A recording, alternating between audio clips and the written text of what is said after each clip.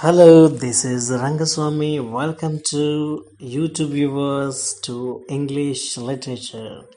This is especially Indian English literature about Serpent and the Rope.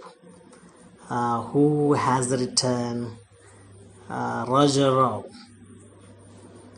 He was a author and a novelist. We are all like men and women and children at a wrestling match or holy procession. The tall father sees the wrestler hit or the god bezield, and the son says, Papa, why is it you laugh? What did you see?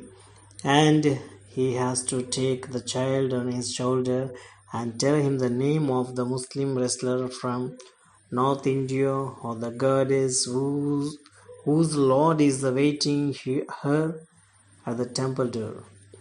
But in either case, the child, being higher than his father now, says differently, nobody can see at the level of your eye, and so nobody can speak the real truth, not even the scientist. And there are many more examples scattered throughout the novel.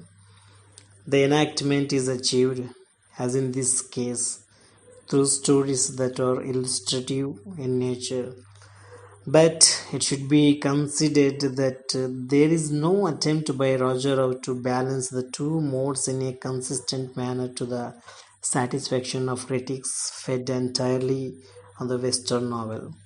And surely enough, the critic turns a blind eye to the embarrassing amount of enactment in the novel and concludes in the manner of D.S. Maney that one of the weaknesses of The Serpent and the Rope is that Roger fails to fully dramatize the ideas swarming in his mind, such as the rigidity of the critical canons employed by some critics of Roger Rao. The aphoristic mood has inevitably come in for harsher criticism, while David M.C. Cashon believes that Roger Rao is given to pretentious aphorisms. Affection is just a spot in the geography of the mind. D.S. Maney is convinced that in this novel, aphorisms and epigrams are, generally speaking, more a rhetorical device than earned and felt truths. The assumption here is once again typically Western oriented.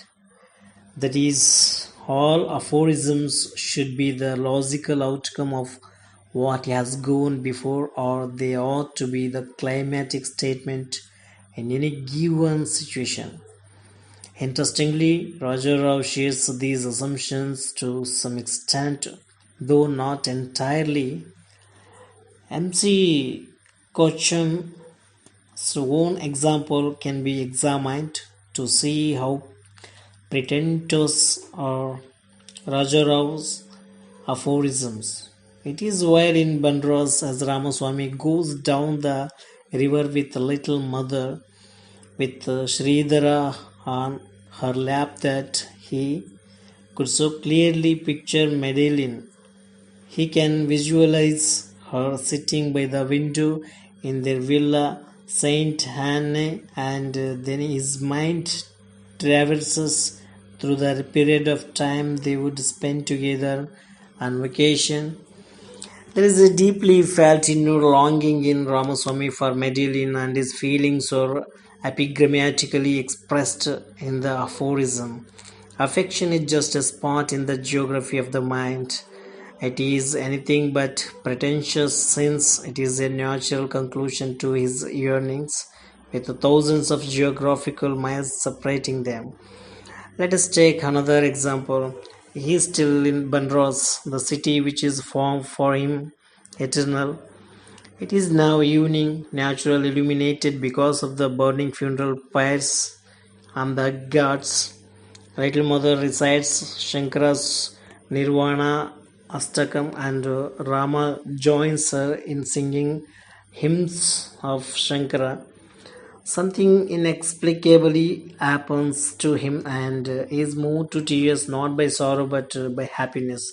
And he makes the equation: holiness is happiness, happiness is holiness, an equation that has the force of a discovered truth of Ramaswamy in the given situation. This apart, there are those that do not emerge as the culmination of his feelings but are merely stated by the novelist, such as truth must be simple, natural, and sweet, and holiness is wheresoever love is.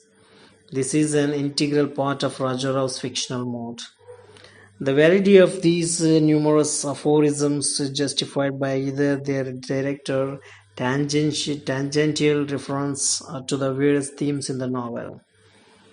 Then, if you go to look about the uniqueness of the novel, as in a Purana that has almost an encyclopedic sweep in the Serpent and the Rope, we have innumerable subjects discussed either briefly or in some detail, such are communism, monarchy, Nazism, imperialism, law, Sanskrit, Catholicism, and a host of others.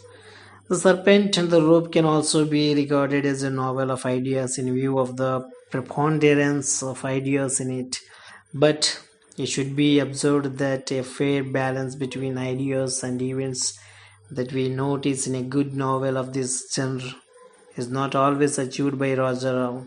However, it should be obvious by now that for one attempting to innovate an Indian novel, such a balance was outside his artistic intentions, and so we see that though he achieves this balance in a number of instances, by and large the ideas predominate over the events. And apparently, it is this predominance of ideas that has disturbed every reader. C.D. Narasimhaya expresses deep reservations, especially in regard to the considerable chunks of metaphysical disquisition scattered through the book. But he offers a solution as well when he suggests that, fortunately, one can cut them out without injuring the organic structure of the novel. If the choice of Achaka in Kantapura made for a very homely kind of writing, and the Serpent and the Rope, the choice of Ramaswamy, an intellectual and a brilliant scholar with a natural preference for philosophical speculations, makes for a speculative and meditative strain in the novel, which accounts for the considerable chunks of metaphysical disquisition. Once the reader gets used to the new experience of reading a novel like this and makes the necessary mental adjustments, he is sure to comprehend the various strands of experience present in the novel. This is not to be belittle the difficulties involved in reading The Serpent and the Rope. It will become amenable to critical analysis once the reader is able to discover how the novel sets up its own unique rhetorical structures. D.S. Money has written. It will be seen that this structure is similar to the one found in our epics and Puranas, a point forcefully made with illustrations by M.K. Naik. But the most satisfying formulation with regard to the form of the novel comes from G.S. Amour. The novel derives its structure from a dialectic between two levels of presentation, one operating horizontally and dealing with events in time and space, and the other operating vertically through the celebration of truths transcending these dimensions. Thus, in The Serpent and the Rope, we have a truly Indian novel which need not be subjected to the Jamesian canons of criticism of the novel, and evaluated solely from the standpoint of Western criticism.